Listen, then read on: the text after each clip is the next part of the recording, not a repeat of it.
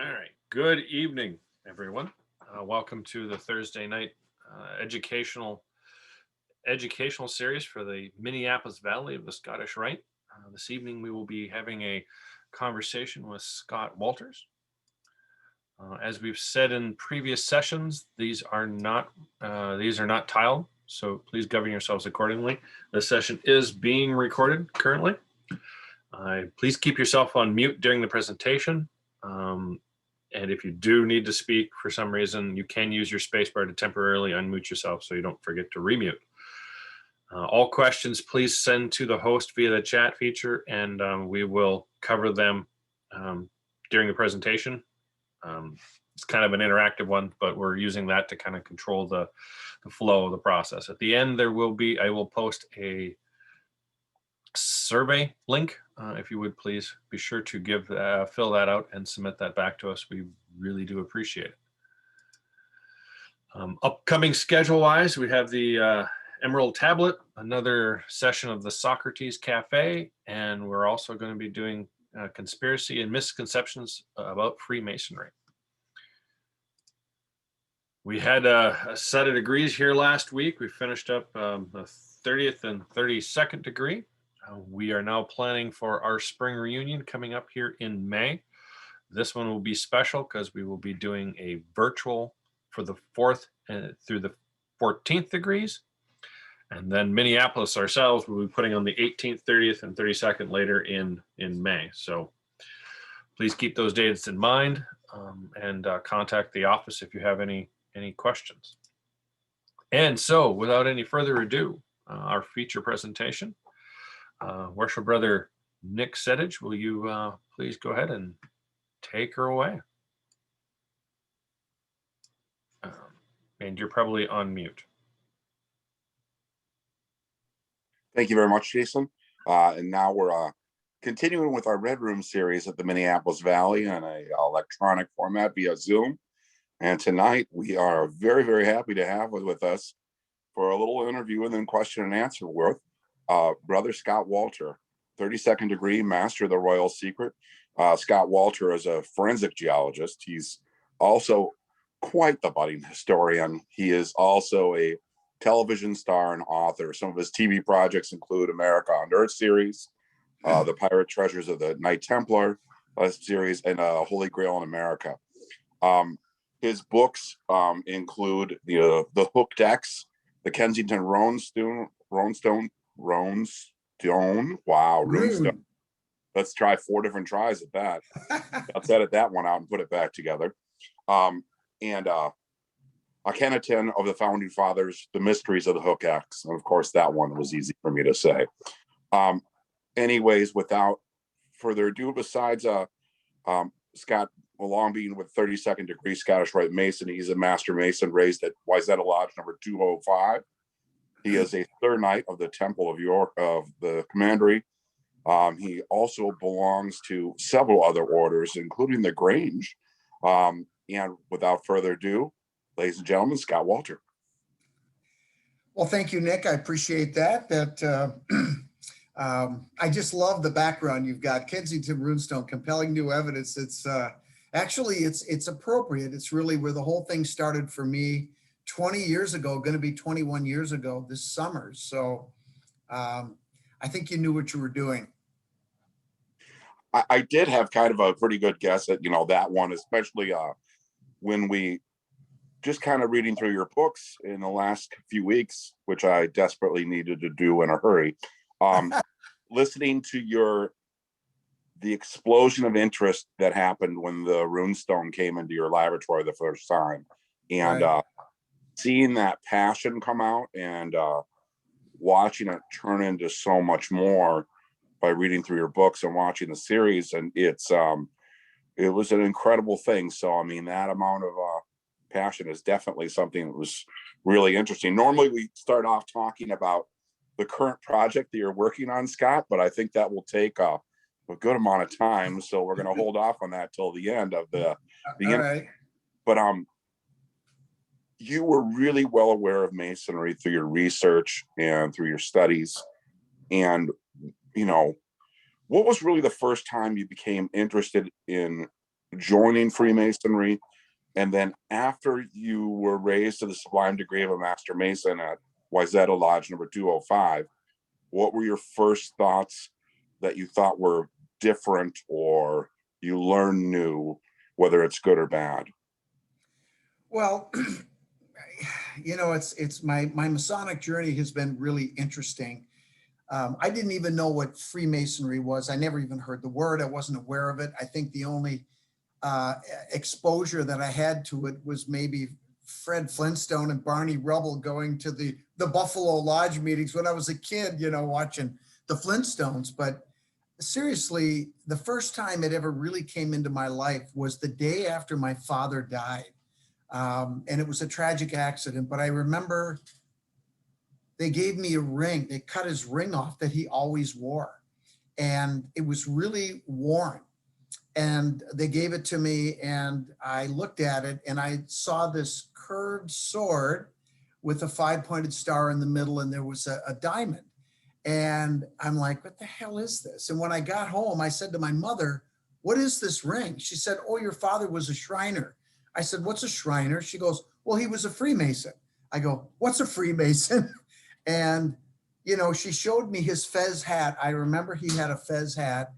And, that was really it. I went on with my life and I forgot about it. But I remember that specifically because I now have that ring.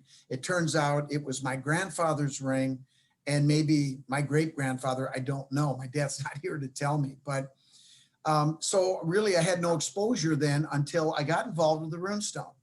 And the first thing that happened was I was convinced by the evidence that this thing was old, therefore it was authentic, and received pushback after I announced my findings. I had no idea there was a sacred paradigm of history. There was a narrative, and you do not, tread it all on that narrative, which really was what it turned out. I didn't understand this. There's no narratives in forensic geology. It's just the evidence and the conclusions. And so what I then decided was somebody carved this thing. They came from some place and they came here for some reason. And so those are the questions that I then sought to try to answer. And to be quite frank, it did not take long. I went over to Sweden to study the language, the runes, the dialect, the grammar. It turns out everything was connected to a group of white monastic monks called the Cistercians. Well, who the heck are they, right? Well, I started to research them. It didn't take long to realize there were some other guys that were also part of this order that carried the swords and had the red crosses on their white tunics, the Knights Templar. And so I started to research them and I learned about their wealth, about their military strength, about their fleet of ships and how they would transport goods, and they made a ton of money and became very powerful. And, not the brightest guy in the world, but I started to put 2 and 2 together. And so I started to dive deep into the Templars. It didn't take long before Freemasonry came up because it seemed to me before I knew anything that these two groups were connected. And I started to do a lot of research. And I actually went to the Scottish Rite Temple because I wanted to get into the library to look for resources that I couldn't get anywhere else. And the one thing I will say is I was welcomed with open arms. And I was not a Mason at the time. And the people I met who are now my Masonic brothers,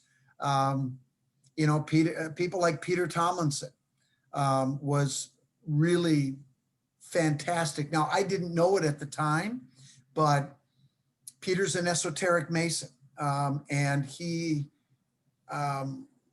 knows a lot about the subject matter that would eventually become important in my research. And there were a couple of guys I met there at the Rite that said, hey, if you're interested, you may want to look into us. And I was interested.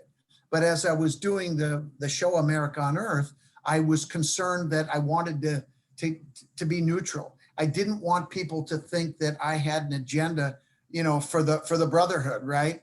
Even though I wanted to join. But eventually it got to a point where I said, wait a minute. The people that support me, do they care if I'm a Mason? No, they're going to think it's great. And the people that don't support me, do I care what they think? No, so finally I just said, I chucked it all and I said, let's do it. And Kurt Quast was a signer, and I think John Freeberg was my top line signer. And hey, I want to thank you guys right now because I know you're both here. And I think I'm going to blame John for the one that got me involved. As soon as I was raised as a master mason, you got to sign up here and do the Scottish Rite. And oh, you got to do the York Rite. And I'm doing both of these things at the same time. I think we categorized it, and it's your fault, John, drinking Freemasonry through a fire hose. And Scott, when you yeah, I was there actually when I know you were there. I know you were there. Yeah. What worshipful brother Kurt Quast was one of the ones who was saying that, don't worry, you're not going to be, conflicted. You're not going to have to like not write some things. So I saw the opening of the eyes there. I think that was actually after a Red Room presentation. But what when you proceeded through the degrees, and what did you learn about Freemasonry that you didn't know before, good or bad? Well, to be honest with you, the things that I researched and I learned about was, one of the books I read that really impacted me and I thought was relevant to my research was Born in Blood by Brother John J. Robinson, and how he looked at the events that were going on politically with, during the medieval period and things that he thought were connected to the medieval Templars that eventually would lead into Freemasonry. But I can tell you, I know for sure that Freemasonry, as we practice it today, has been around for a long time. This isn't something that just came about. Now, the question is, how does the Templars fit into this history?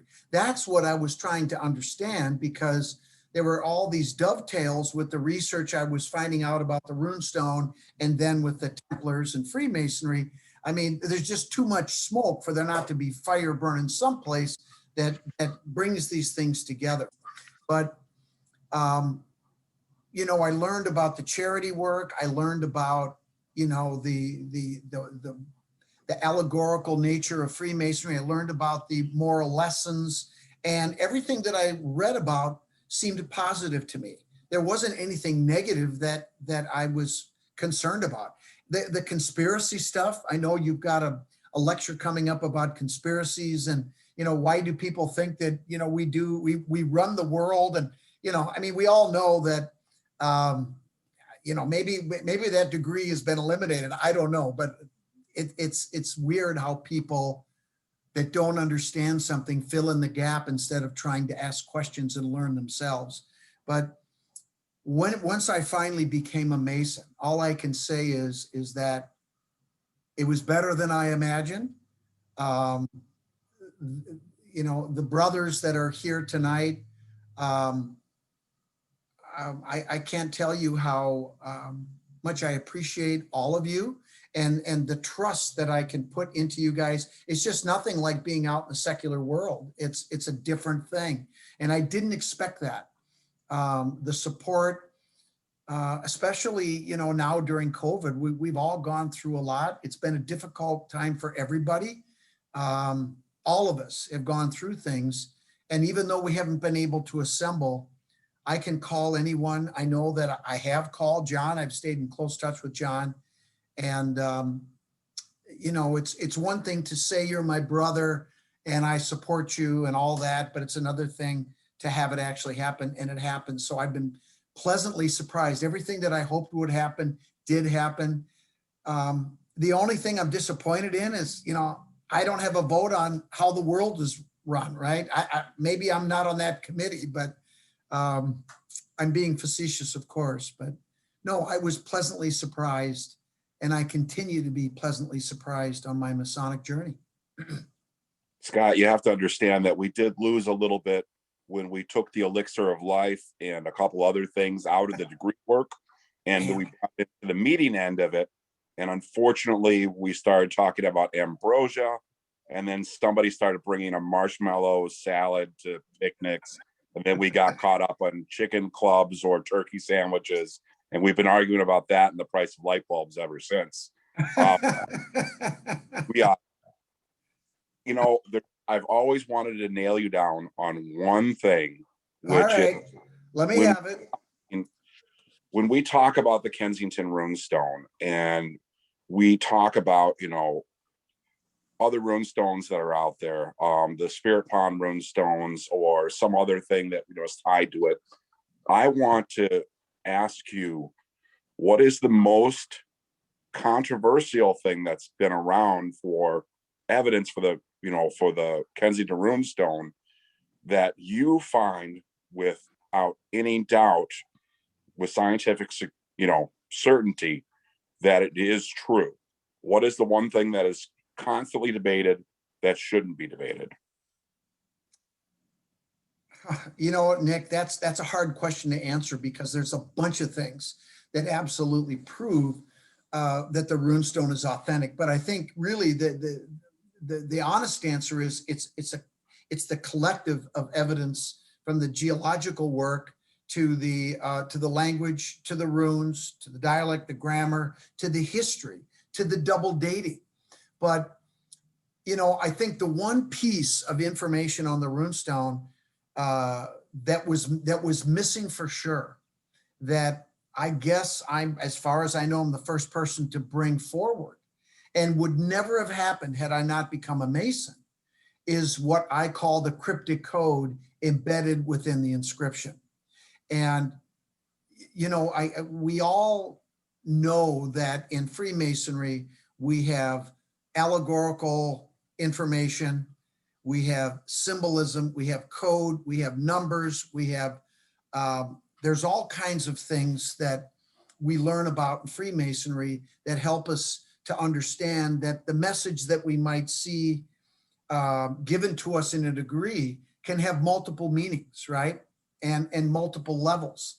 And one of the things that the Supreme Grand Master, the current Supreme Grand Master of Canada right now, William Mann, has always said to me is, think in multiple levels, look beyond. There's always more to it. Well, within the inscription on the Kensington runestone, there is more to it.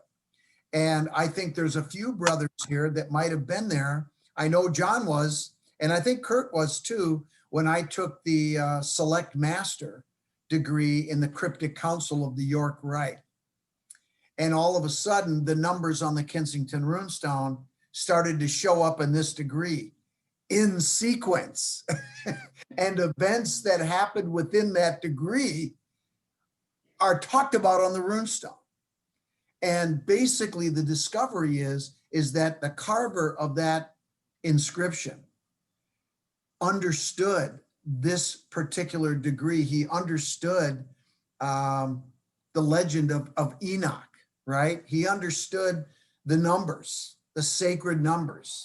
He understood the Fibonacci sequence. And, you know, it's not a coincidence that we have 9 lines of text on the face, 3 lines of text on the side, for a total of 12. Do these numbers mean anything to us as Masons? If they don't, they should. And it just goes on and on. And I could talk a lot about the cryptic code on the runestone, but I'll tell you what, when you have 8 numbers that occur in sequence that match the degree, that is not a coincidence. And so, but here's something that's really important. And I don't want to get into disparaging academics, but one of the things about Freemasonry that I tell people and I lecture about all the time, and we all know this, is that before you are ready to receive, you have to be duly and truly prepared. And the way that happens is you have to admit that you don't know it all, that you believe in a higher power. And one of the things that's important about believing in a higher power is it means that you are beholden to someone else, that you don't know it all. It's to teach humility. And once you are ready to do that, now you're ready to receive, right? And a lot of these academics that I met when I went over to Sweden, that I've been interacting with for 2 decades, talking about the runestone. And they don't want to talk about the geology, because the one beautiful thing about rocks is they don't care. I trust rocks. I don't trust some people, right? The rock told me it was real. Therefore, the language had to be out there, all this other stuff. And I found it, as I should have been able to if I went to the right places. But the thing that was missing, that the academics will never understand, because their egos will not allow them to say, I might be wrong. Maybe I don't have it right. Maybe I need to listen instead of talking. I know, coming from me, that's rather ironic, but I hope I'm making sense when I say that once I was ready to receive and I went through that degree, I'm probably the only guy in the world that caught the 8 and the 22 to start the whole thing off. 8 Goths and 22 Northmen. And the other 8 arches were built by 22 men from Gebel, right? I went, wait a minute, John, is there a ritual book for this degree? Yeah, I got it right here. Give me that.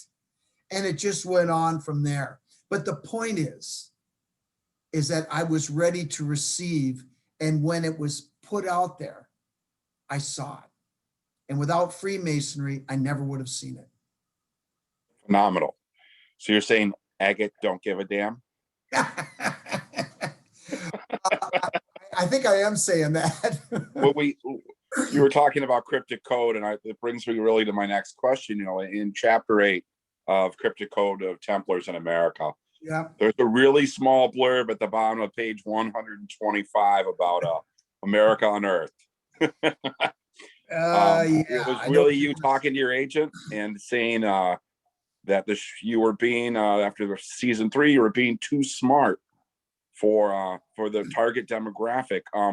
You know, and we could discuss that all night, but really, I just want to know, how did that impact your life? Because I mean, it was a really successful thing, and then to be told that it was just too intelligently put together.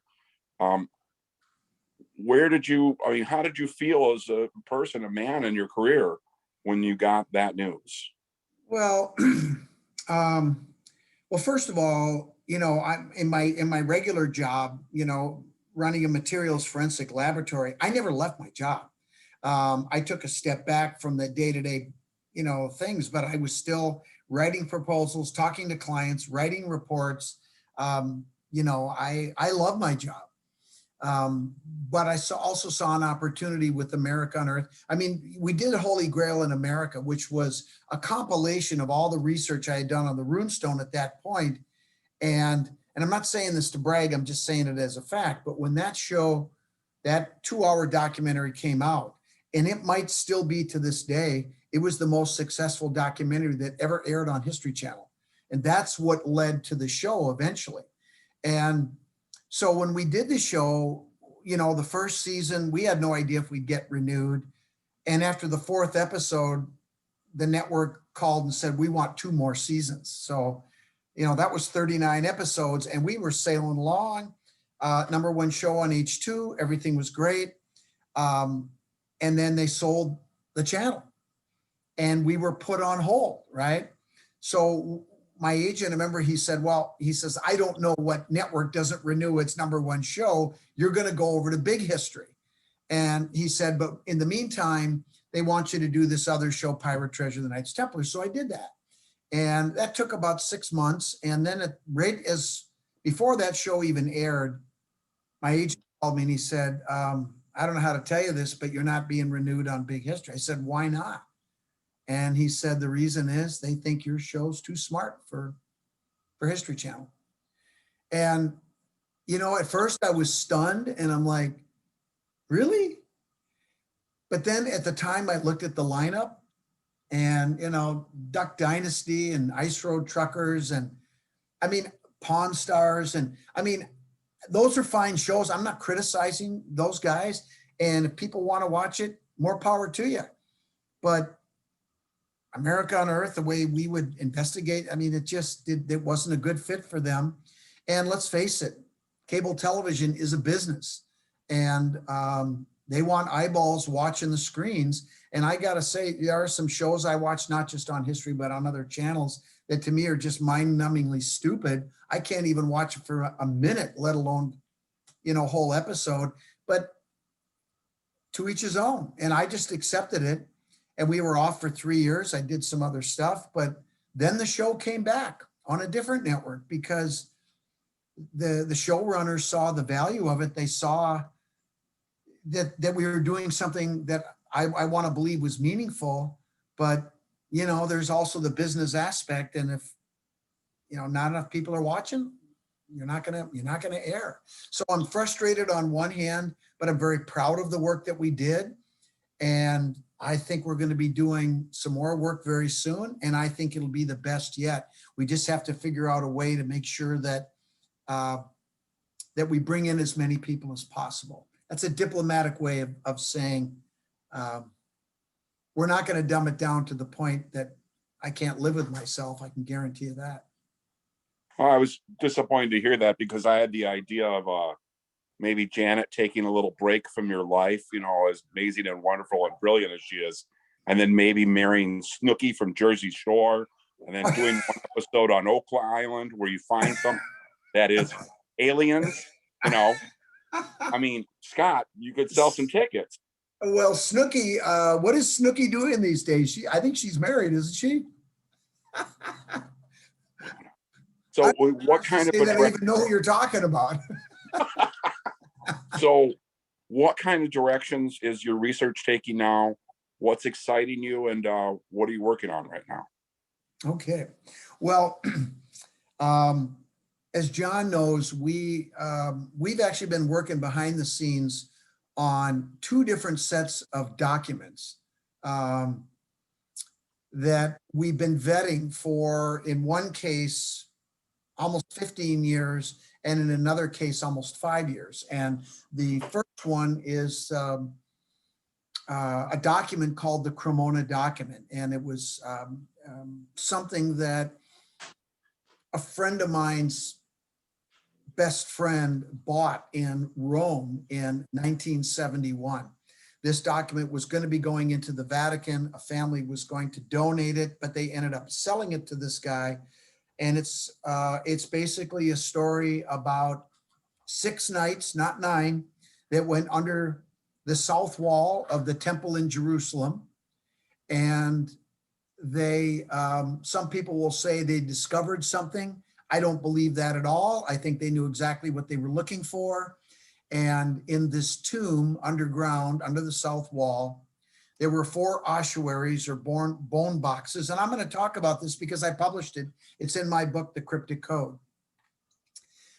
In one box, they found scrolls that talked about other scrolls from the 1st century that were hidden in a land called Antiora. That was the name that they called North America back at that time. In another box, they found instruments, some for building, some for navigation. And one of those devices for navigation used the planet Venus, which is the most accurate heavenly body as far as its movements in the sky.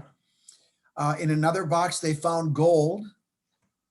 And in the last box, they found the bones of a person, a male, whose head had been severed with a large, heavy, sharp axe. On the side of that box inscribed was the name Jan. That would be John. And we don't know who this person is, but my best guess is this person probably is John the Baptist. And they collected those bones. And that discovery under the temple that happened in the early 12th century. That led to a late 12th century voyage of 6 ships, 144 Templar knights, and some women who came over here to North America to recover those scrolls that were talked about in the scrolls they found under the temple. They were hidden on a mountain in what are now the Catskill Mountains, specifically Hunter Mountain. And the leader of that voyage, Ralph de Sutherly, had to go through a 3-day ritual and night to earn the right to retrieve half of the scrolls, which he then brought back to Seborga, Italy. His deposition was taken in front of the then Grand Master, Sir Aud de Odon. And that deposition is what we now call A Year We Remember. This is in the document that this guy bought. So then he embarked on a journey to find one of the ships that was lost during the voyage over, and they found that ship. And that convinced him that the story was true. Then he spent the next 6 years trying to find the tomb of the princess that led them over here, who was Native American. And they found it in October of 1977. And for him, the journey was over. He then was going to write a book about it, but he ran into problems with academics. He became frustrated with them. Boy, I wonder what that's like. And so he gave up on that. And then he decided he was going to write a novel about the story. Scott, lock up any of your bells. Oh, pardon? I just had you lock up. I didn't know if anybody else experienced No, that. he was fine. We're good. Okay. Okay. Anyway, so he eventually sold the document to the Vatican, which was really frustrating to read. But what we didn't realize for many years, and I'm talking we, meaning Don Rue, this friend of mine, who was the best friend of the guy who bought the document. But what we didn't realize until many years later is that Bill Jackson had pulled out the most important parts of the document, unbeknownst to the church, and he disseminated them amongst his colleagues that were part of a spy agency that he worked for. And with strict instructions that upon their deaths, that all of this material would go to Don Rue. Don was the youngest of all the members of this agency, and he figured that he would probably be the one that would live the longest. And so he did. And over the years that I've known Don, he will call me and say, well, this guy died and his estate left me this. Can you help me figure this out? And in the last 2 years, he has gotten probably 5 secret packages that include notes, maps, locations of treasure, land claims. One is connected to the stone we were talking about, the Kensington Runestone. There's another land claim out there that we're going to go look for, that everything is tied to a stone and mortar structure in Newport, Rhode Island called the Newport Tower. And that was built by these guys too. The people that carved the Kensington Runestone also built the Newport Tower. And in my book, The Hooked X, there's an alignment that connects the two, but there's more. Just like Bill Mann has always said to me, look beyond, think in multiple levels. And when you extend these lines in different directions, they go to different places, and those places are documented in the Cremona document. So these are the things we're going to go after in the show. And I think what I want to say now to the brotherhood here is really, really important that people understand. And John, you can jump in because you know what I'm going to say, is that we need to embrace this history because it is our history. And for those that don't think that there is a tangible connection between the Knights Templar, the medieval Templars, and Freemasonry, that's not true. There is a connection. There's a direct connection. The story we have is in the other set of documents called the Sinclair Weems Journals, which we've been vetting for the last 5 years. I don't know if Brother Terry Tilton is listening tonight, if he's here, but Terry has worked with me for 5 years on this. And we have come to the conclusion that these are authentic, they are genuine. And the story that is told is going to be the greatest recruiting tool for Freemasonry that you could possibly imagine. And it is the story about when the Templars were put down in 1307, they scattered. Some went in the Baltic region, some went to Portugal, some went to Scotland, some went other places. But a large contingency did go to Scotland. They did serve at Bannockburn. And for that service, those Templars were protected by the Scottish earls for decades, hidden in caves, and eventually brought over here. Now, keep in mind, once the church excommunicated the Knights Templar, they were not the Knights Templar that we think of, that historians talk about. They were no longer beholden to their vows. They were kicked out. And they started to evolve and change from that day forward. They married, they had children, and they initiated, the men and probably the women too. And so that was embraced, and there was an evolution of this Templarism that they practiced. And there's no question that they also practiced Freemasonry. And what Terry and I specifically are really interested in is we see how they practice the old religion of the Celts and the new religion, which was Christianity. And so they respected both. And again, there was an interesting evolution that happened, but there's no doubt in the 14th century, they were practicing Freemasonry.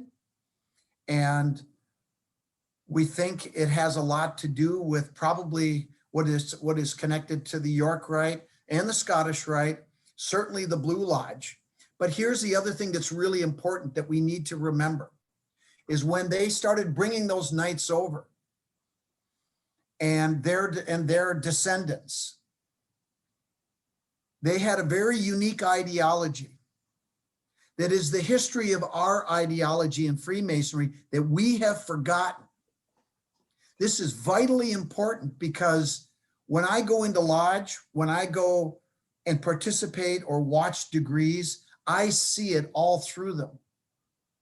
But we don't recognize it because it's been lost since the time of our founding fathers. And it's the feminine aspect of the Godhead. One of the most important symbols that we have, not just in Freemasonry, but in our nation, is the five-pointed star. It's connected directly to Venus. It's connected to the Fibonacci sequence. It's connected to all life in the universe. It's connected to everything. And it's associated with the feminine aspect of the Godhead. So when we see that five-pointed star, it's her. And these documents tell us in no uncertain language, respect for the goddess, for the feminine aspect of the Godhead. When these Templar Knights came over and they stayed here, they intermarried with the natives. They developed a deep bond. They became blood brothers. And at the core of it was this: they both venerated and respected the goddess. They respected the feminine or the male aspect of the Godhead as well, but it was the feminine aspect that was key. All Native American cultures are matriarchal. And that's the reason the Templars were able to operate so successfully on this continent for centuries before settlement happened. And they had these things all laid out. And the reason I get a lot of pushback is in large part due to the Roman Catholic Church. They don't want this story to come out because it doesn't make them look very good. And I'm not trying to disparage them. I'm just telling you the truth. I just participated. I didn't participate. I watched a Master Mason degree for a good friend of mine a few weeks ago, Brad Lidge, who's going to be doing an archaeological dig at the Newport Tower. And in their lodge in Denver, Actually, it was in Boulder, Colorado. They have a Masonic pavement in the center of their lodge room, and their altar is in the middle. But on the east side is a 5-pointed star. And I listened to the lecture of the master of the lodge when he initiated and brought him to light. He was standing on that 5-pointed star, and he said, the 3 great lights, the sun, the moon. And then he pointed to the 5-pointed star and said, and the master of the lodge in the east. What planet rises in the east when she's a morning star? That 5-pointed star right there in that Masonic pavement on the east side of the lodge. So there's a lot here to unpack. There's a lot that's coming, but I'm excited about it because even us as Freemasons who, and all the guys that are on, this Zoom presentation, you guys are the brightest of the brightest in our craft, in my opinion, at least in this area. But I've been around. You guys are some of the best, but yet we still have a lot to learn. And that's the beautiful thing about Freemasonry is you're never going to learn it all, ever, ever. And the whole idea of seeking light, I didn't know what that meant before I became a Mason. I know what it means now. And I feel it's my job to do that. And it's going to be a lot of fun, guys. I'm telling you, when you hear the rest of this story, you're going to be even more proud to be a Mason. You're going to be more proud to go out and talk to young men and women to become Eastern Stars and say, hey, look, you guys aren't going to believe how great this story is. And if, we were involved in the founding of this country, and yes, we've gone through a rough patch, but the one thing about our country, it's the same as Freemasonry, we are resilient. We will be back and stronger than ever. And I think it's going to be in part due to this truth that we are about to learn. And John, if I'm overstating it, speak up. No, you are not overstating it, Scott. So, but thank you for telling what you have. So stay tuned, guys. The best is yet to come.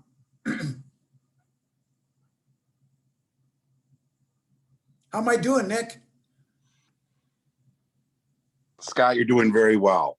One of the things. Hey, wait, what is that? What is that symbol behind you? What's going on? It's a little 5-pointed star in Venus. Remember we talked about. Oh, there we go. So I had some stuff ready, Scott, and I also got your book and read it with the bees and the fleur-de-lis. So yes, phenomenal. Yep. Yeah.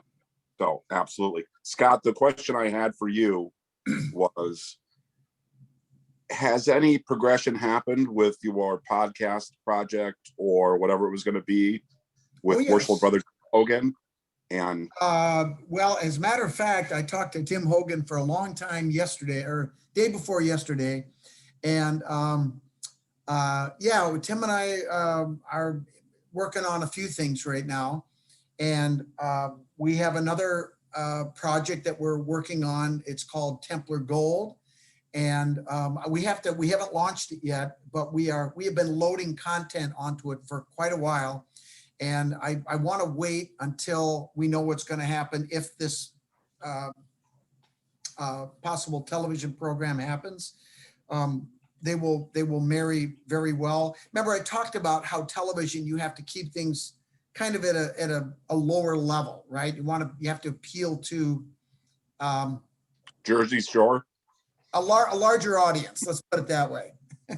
But what we want to do is have this, this website so that people can dive deeper into the subject matter that we would talk about on a lower level on the show. If you want to dive deeper, and believe me, you can go as deep as you want because it's vast. It's amazing. So you can watch the show, and if you want to dive deeper, you can go to the website and you'll be able to go as deep as you want. Hey, thank you so much for joining us tonight, Scott. And you agreed graciously to hold out for some questions. So I was going to turn everything over to our host again, Worshipful Brother Jason Lang, 32nd degree Knight Commander of the Court of Honor, to see if we've got some questions for Scott. Well, we Sure. have, thank you, Worshipful Brother. Brother Adam, I know you posted something in here. Would you like to please ask that? You can unmute. I'm not sure I understood what you were asking about. So. No, after Terry Tilton's presentation yesterday on the scrolls and stuff, I started to go to a few articles on Google myself because I'd never heard of and know how to pronounce any of those names and things, the scrolls that Scott was talking about. And I came across an old blog that you answered questions on in 2018, and it was the Cremona document and everything else, and been watching a few episodes of Oak Island myself, just kind of in the background and stuff like that. But it was interesting to kind of dive into a little bit of that, and I'm glad that you answered a lot of questions that I had about what that document was all about. So I appreciate that. That was all. Yeah. And it mentioned the Pew Scandal, but I was like, yeah, that doesn't really have anything to do with it was something else. So Well, I can tell you what that connection is with P2. Sure. P2, I mean, if you Google it, just capital letter P and the number 2, and it'll come right up. That was a scandal that happened in the 70s. Actually, it started a long time ago, but in the 70s, it came to a head where the Italian mafia was laundering money through the Vatican and tried to cover their tracks, so to speak. Used sort of the basic framework of Freemasonry, and they tried to pin some of these murders on, Freemasonry, and it got to the point where, Pope John Paul I was murdered. And I'll just tell you some gossip about that's connected to this document. If you want to Google Archbishop Paul Marcinkus, he was the guy who had the key to the Pope's bedroom. And he is the one that I have heard through various sources that murdered Pope John Paul I. He is the guy, if you've watched the Da Vinci Code, you probably remember the albino monk Silas, one that was self-flagellating. Mm-hmm. That character is based on Paul Marcinkus, who was a badass. He was a nasty piece of goods. Mm-hmm. Bill Jackson in 1994, when he sold the document, he sold it through a Navy command, through a general, and the guy that represented the Vatican was Paul Marcinkus. He the Cremona document. Now remember, Bill Jackson pulled out the most important stuff out of the document, and I asked Don. I said, "Why did your friend Bill give this to all these other guys? Why did he do that? Why didn't you just hide it or, keep it or give it to somebody else all in one piece?"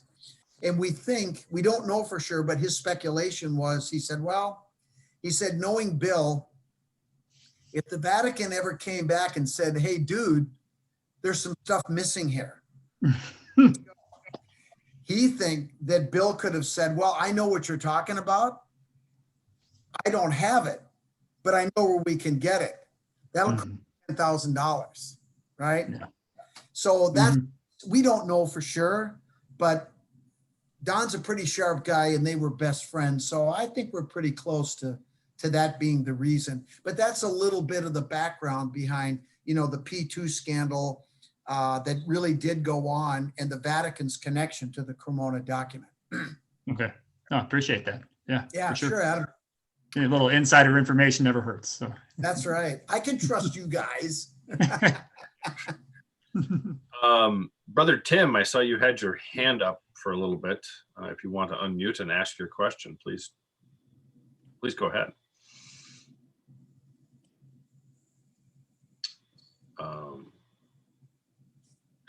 So, Brother Nick, Worship Brother Nick, you have your hand up now while we wait.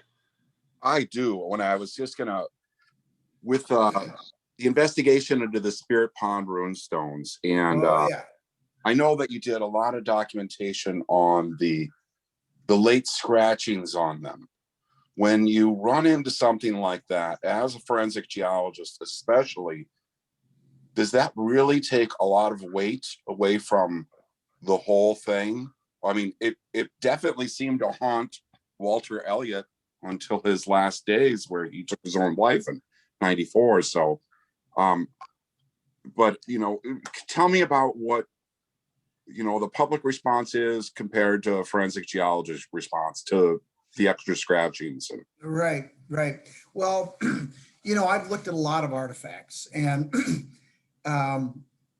both the runestone, the Kensington runestone, and the Spirit Pond runestones were both re-scratched after their initial discovery. Thankfully, the Spirit Pond runestones were not as thoroughly scratched as they could have been.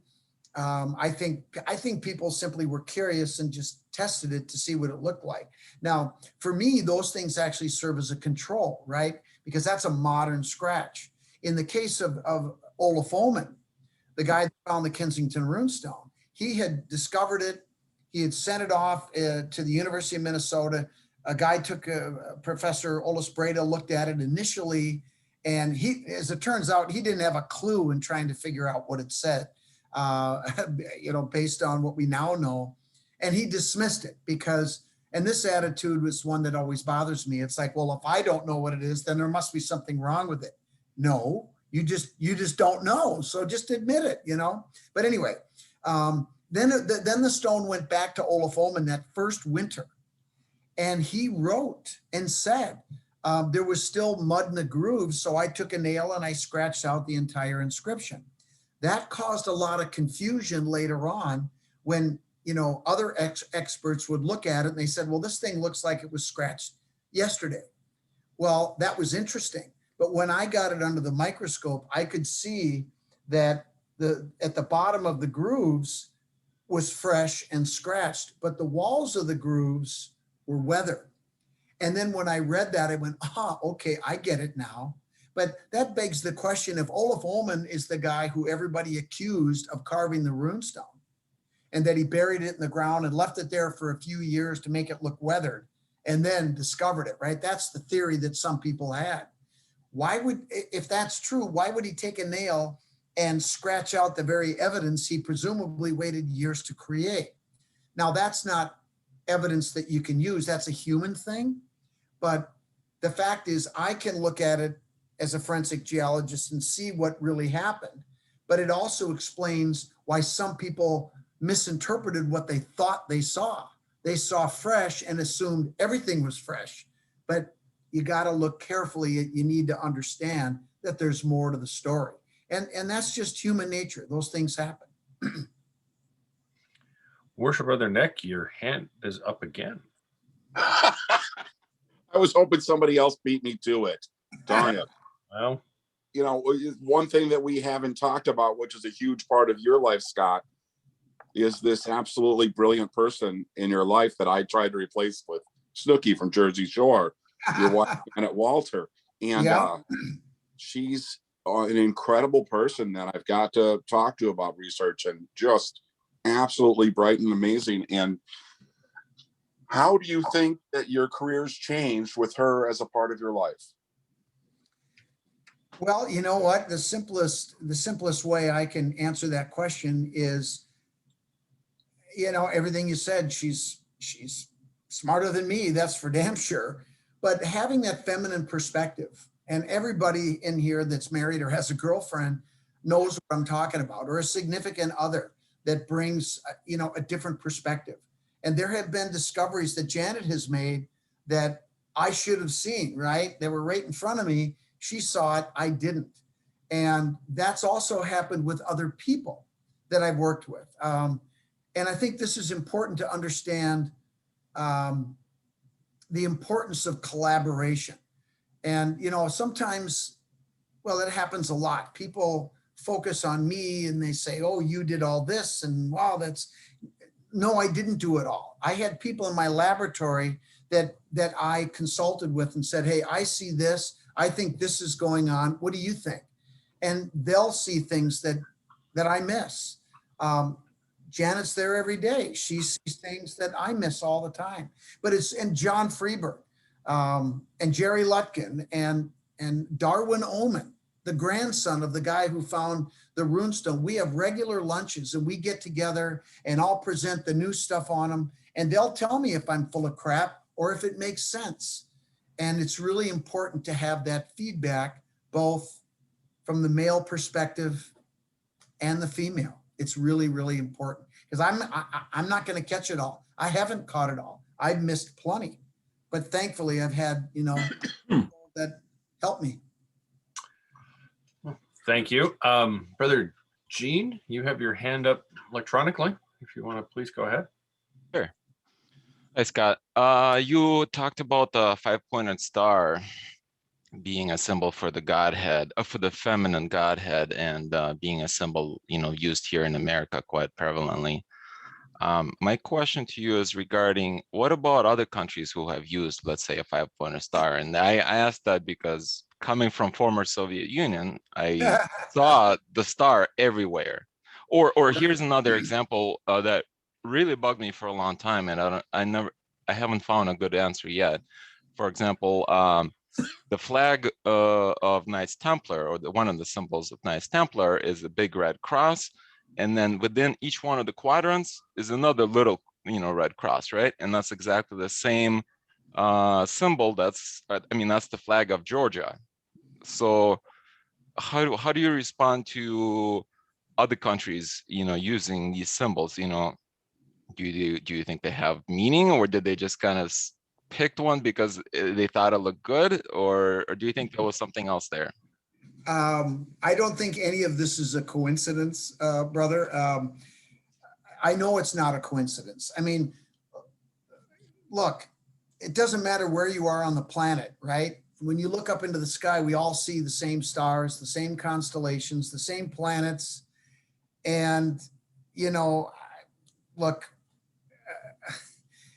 these are universal symbols. And I don't believe that people in Russia are any different than people in America or people in China or anywhere else in the world. They're curious. They want to learn. They're looking up into the heavens like human beings have been doing since we've been human beings.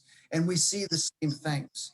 And so Freemasonry that talks about a lot of the symbolisms, a lot of the mathematics, the geometry, the astronomy, the as above, so below concept. It's a universal thing. So I don't believe for a second that anybody is just looking at a symbol and saying, boy, that's cool, let's use that.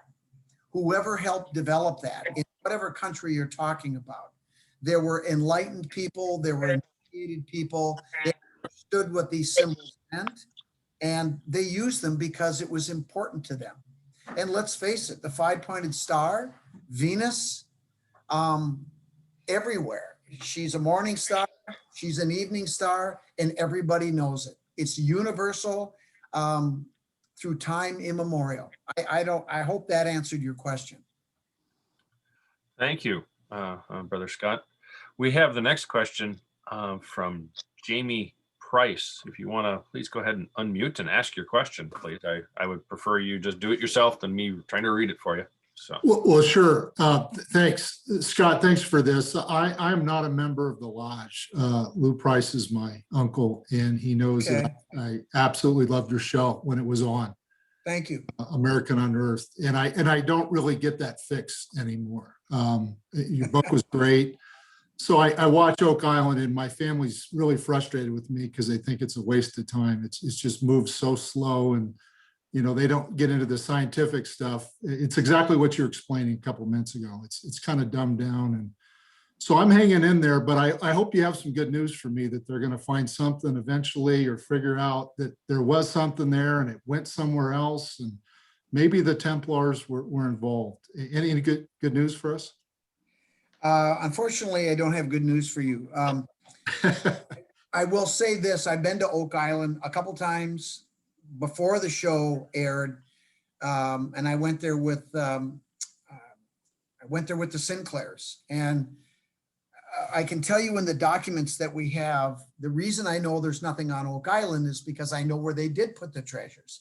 And the other thing that I'll tell you that to me is laughable about the show is, they want you to believe that the Templars are stupid, that they would put all their eggs in one basket.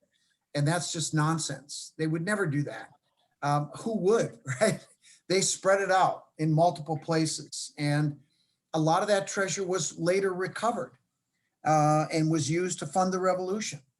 And but not all of it. And some of it could still be out there. I'm not going to go into the details of that, but did it ever occur to anybody that maybe the Oak Island story is a decoy? It was intentionally created to deceive and keep people off the real areas. They're not going to find anything. And and I have to be honest with you. What they do is very misleading and in some cases fraudulent. I'll tell you, I know that for a fact. I was asked to be on that show 4 times and I refused. And I would have got a nice payday, but I care about my credibility. But I'll give you an example. You know how they like to dig down with that hollow core auger down 50 feet? And what they do is they say, we're down at 150 feet and we found this bone. Well, yes, it's a fact. They're down 150 feet and they found a bone. And the leap that people make is that bone came from 150 feet. No, these hollow core augers, we have them at our company, and you flush water down the center of the tube and it flushes out the sides on the outside. So everything that you intersect on the way down flushes out. And yes, there were people that lived and died and were buried on Oak Island, just like all the other islands out there. And that piece of bone could have come from 150 feet, 100 feet, 5 feet, the surface. The way that it's done, the way it flushes out, it doesn't tell you where it came from. And they're being dishonest and misleading by, leading the audience to think that bone came from 150 feet. You follow what I'm saying? Yeah, absolutely. Absolutely. Yeah. I was afraid you were going to say that, but it's good to know now. Well, look, after 8 years of nothing, Yeah. even anything, what have they proven? So anyway, you know what I tell people? Enjoy the show for entertainment because that's what it is. Yeah. Well, it's a pleasure to meet you. Thank you, Scott. Thank you. Maybe someday you'll knock on the door. Hey, Lou, get on them. I'm kidding. Thank you. Anybody else got a final wrap-up question here? In the meantime, I'm also posting the survey link into the chat. Please be sure to fill that out if you get a chance. Brother Gordon, please go ahead and unmute. You have to unmute first, please. Scott, you talked to our Rotary Club a few months ago in Fairleigh, Minnesota. Oh, yeah. And my question is that, have you done study earlier than the 1300s when the Knight Templars came down as far as basically around Kensington? My mother's from Barrett, actually. And, okay. And around the year 1006, when Leif Erikson and Eric the Red came across, have anything related back to them, or is that a separate incident? Well, no, there is a connection because a lot of, the Kensington party specifically left Norway in 1358. So they were Norse and they were descendants of Vikings, if you will. But the big disparity here, and this is really important, is that these guys were not Christian. They were not initiated. They weren't practicing Freemasonry. They were Vikings, right? They were the pagan Vikings. They had a different ideology where force trumped negotiation. And I will tell you that I have been in sweats with the Meday, which is the secret society of the natives, who are ready to talk. And if anybody would know anything about pre-Columbian activity in North America, it might be them, right? But what I was told is that the Algonquin tribes to the north, when the white Vikings the white people started to settle along the East Coast because they tried to establish settlements according to the natives. They met in council with the Iroquois nation, which was more of a warrior society. And they said, look, we've got a problem with these white people. They don't want to work with us. it's not working. So you're going to have to deal with them sooner or later. So why don't we take care of this problem now? And they went up and basically wiped them out and kicked them out. 100 years later, the Templars came over. And as I said earlier in my presentation, they were completely different. They embraced a similar ideology. They practiced the same rituals. They respected the same deity, and they respected the feminine aspect. And that was completely different. And so the Vikings got booted and the Templars were accepted because of the way they conducted themselves. Yeah, thank you. Make sense? Yes, actually it does. Good. Well, thank you, Scott, for answering some questions and the time and the presentation. We have reached the end of the hour. Actually, we're a little past, but that's okay. So, any closing thoughts before we wrap it up here? No, I really appreciate your giving me this opportunity. The pleasure was mine. Obviously, I feel very strongly about this subject matter. I feel very strongly about Freemasonry, and I can't stress enough how I believe there is a huge opportunity for the craft to learn more about itself and then eventually to teach the world. That's my goal. That's what I'm going to do. And I think we should embrace it because in the end, we need more Masons in the world. I think the world will be a better place if we have more Masons. We're not perfect, but we do a lot of good work as a craft. And I think that this story that is our story is going to be a great recruiting tool, and we need to embrace it. So that's what I'm going to do. And I appreciate the opportunity, to share it with the brothers. And thank you.